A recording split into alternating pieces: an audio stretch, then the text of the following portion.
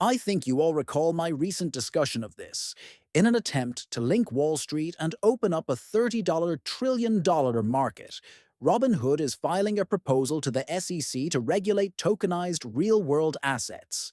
Since we are aware of the numerous ties between Robinhood and Ripple, including XRP, we also discussed this with XRP. However, what if I told you that XRP and ONDO are already attempting to enlist Wall Street?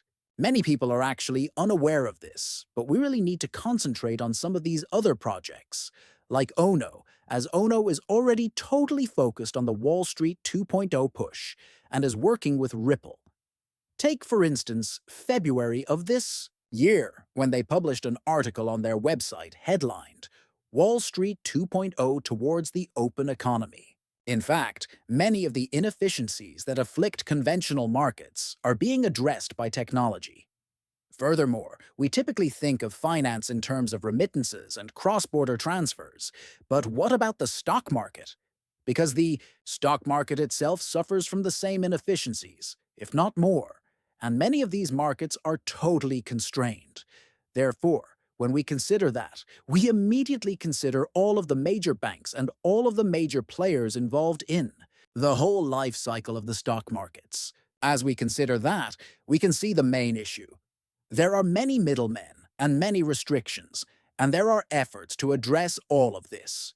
In fact, some of the major players are already collaborating to make this a reality. All right, so we now know that stablecoins will be included. Tokenization will undoubtedly play a role in this. What's fascinating about this is that, as I mentioned earlier, ONO is already collaborating with some very well-known brands, such as BlackRock CK, to ensure that this becomes a reality. Welcome to Wall Street 2.0, where the industry is at a turning point. With more than 210 billion in circulation, stablecoins have proven a huge success. It is currently over a third, at about 232 billion. DeFi, in my opinion, has thrived by offering substantial value for digital assets. The demand for digital assets that can function as reliable yield sources and value stores has increased due to the growth in user adoption. Yield coins have grown significantly, and we believe they are ready to overtake traditional stablecoins in terms of market share. I apologize, but big traditional asset managers are starting to put their assets on the chain. The current investment experience is still flawed for a large number of people worldwide. Notwithstanding these advancements, we examine institutional grade RWOs for this reason, and this is where we begin to notice a difference in everything. This is where, I believe, the Wall Street focus is being handled. We have the beginnings of 1792, you know. Additionally, the 1800s, 1970s, and 1990s are highlighted, which could be considered the final significant period of innovation for some of these markets. The majority of things are still trapped in the 1990s, if not earlier decades. The weird thing about this is that, with the technology at our fingertips, this is the ideal moment to replace these systems. In fact, Wall Street 2.0 is the next step in the development of financial markets, where blockchain technology and conventional methods combine to form an ecosystem that is more inclusive, effective, and accessible. So how is this taking place? As in, what's happening? ONDO, what are you doing? Well, it's already connected to certain markets. As a matter of fact, ONO is already connected to numerous networks. However, when we consider the names associated with ONDO, we also see that they already have some extremely important players on their team. Additionally, their platform already includes tokenized assets, such as equities or even treasuries, by the way. And at the moment, they're murdering the game. Additionally, some of the traditional names that are already keyed in are visible if we visit ONDO's website. For instance, BlackRock, Goldman Sachs, Wellington Management, Franklin, Templeton, and Ripple are their partners. Guys, this is a really significant player that you should pay careful attention to. And I do think that certain players, like ONO, will effectively become the cornerstones of this new Wall Street effort. In light of that, we also have this platform over here, which is what I was referring to when I mentioned global markets. It will provide stocks and ETFs from the NYC Nasdaq on-chain, and it will be available around the clock and eligible for margin composable with DeFi, regardless of whether you are a platform developer or an individual user. This is just one component. That has been connected to it, though, and we also know that they keep adding more names to their platform and ecosystem. For example, we recently discussed Rankton Templeton, BlackRock, and Goldman Sachs, right? To link bank settlement infrastructure to ONDO chain. These huge asset management firms, big players, as well as big banks like JP Morgan, ONO Finance, and Chainlink are collaborating. This is enormous. All right, so this milestone also represents the first time that ONO Chain's infrastructure has been used. It is a first-of-its-kind cross-chain atomic delivery versus payment settlement of a tokenized asset between a Layer 1 blockchain network on the DO chain and the Kexis digital payments, permission, blockchain network through the cross-chain orchestration infrastructure of Chainlink. Thus, this is significant and will scale RWAS tokenization. One of the biggest banks in the world will be tapped into, and institutional players will be greatly impacted. This demonstrates the rapid convergence of TradFi and DeFi. What makes me believe that this is significant for XRP as well? Well, since once more, we consider the surrounding ecology when considering what is happening here. With OSG, which is also the asset being used here, ONDO Finance broadened their institutional reach back in January. In reality, this is OUSG's implementation on the XRP ledger. You may be thinking, well, this isn't really that important, is it? For example, this is only the tapping in and integration of an asset onto the XRP ledger. That's one way to look at things, isn't it? 100%.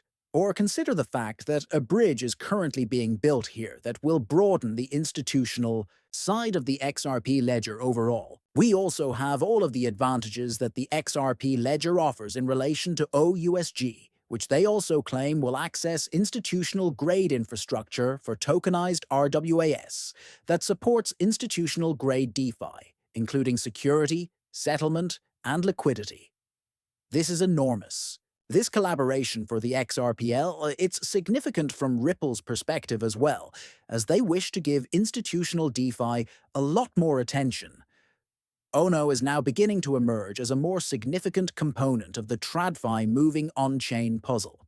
Additionally, they are promoting Wall Street 2.0, as we already know, and they appear to be getting a lot of success with that drive.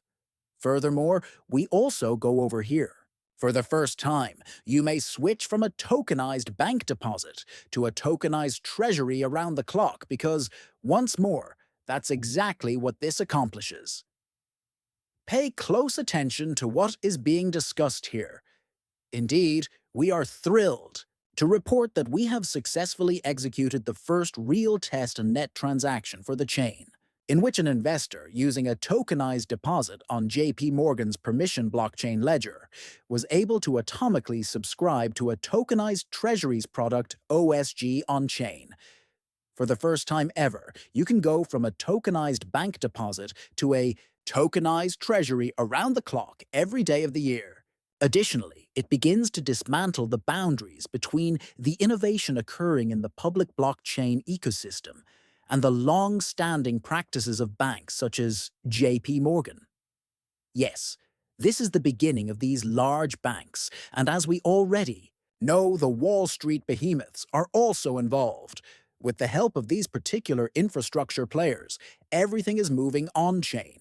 A key component of this is ONO, and the fact that we are connected to the XRPL is a significant step that has already been taken to support the XRPL.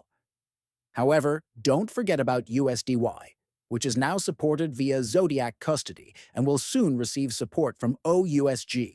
bringing yield-bearing tokenized US Treasuries to institutional balance sheets.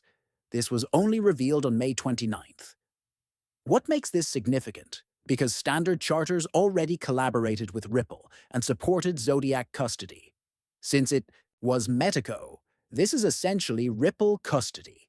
So, here is the tapping of Ripple custody back in 2023.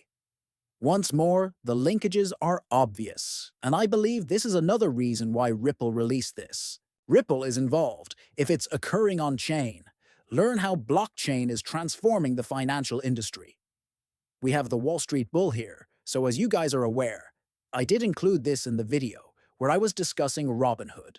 We are aware that everything follows a chain. The financial industry is evolving.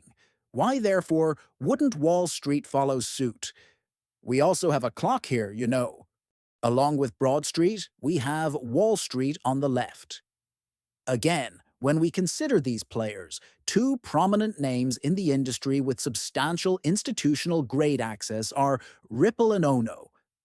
They have tapped in Wall Street players and major institutional players, and the fact that we have this partnership is really important for the institutional reach of the XRPL.